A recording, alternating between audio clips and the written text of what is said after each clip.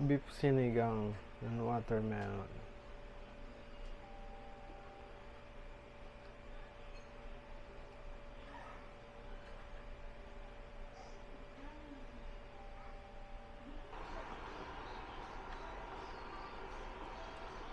Wow! Buto-buto sinigang.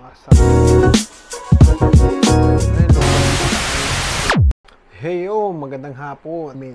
Welcome naman sa panibago nating video. And for today's video, gagawa tayo ng beef sinigang and watermelon. So ayun, pinakulo na nga natin itong ating baka. Pinakulo ko na siya ng 3 hours. Diba? Yung baka natin purong buto-buto. Titingnan natin kung okay na ba siya, yung lambot niya. Let's check yung lambot niya kung okay na. Okay na, malambot na. 3 hours yung pok. So ayun, dagdagan natin ng sabaw para marami yung sabaw para masarap. So ayun, nilaglag na natin yung ating kamatis. Put our own kamatis. Pang sinigang. Pakulayin na lang natin ulit na about mga 15 minutes. Okay. Lagyan natin ng onion. Nilagyan ko na siya kanina pero dadagdagan ulit natin ng onion. So ayun, pakuluin lang natin siya ulit. So ayun, kumulo na siya. Malasa, may lasa na siya. Then nilagyan na natin ating watermelon. Lagyan natin yung watermelon dyan.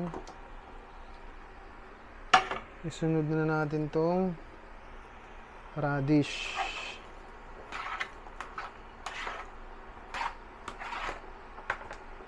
Radish, watermelon.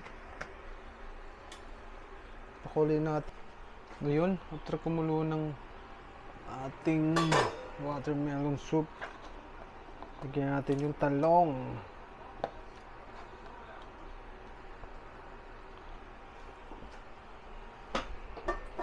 At syempre yung kangkong, diba?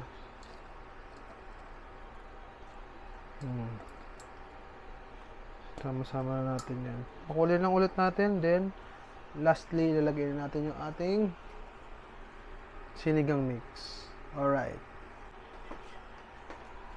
Okay, halu-haluin lang natin. Diba? Sinigang. Napakasarap. Sinigang and watermelon. Gulay pa lang, panalo na.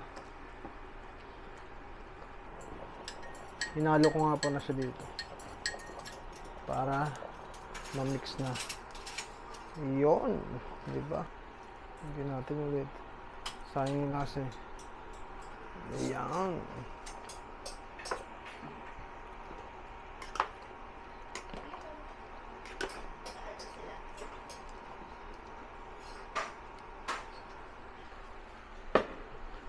Ayun, ganun lang kasimple yun. Sinigang sa watermelon. So ayun, luto na yung ating sinigang. Ganun lang siya.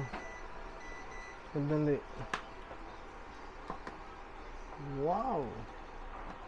Diba? Sarap.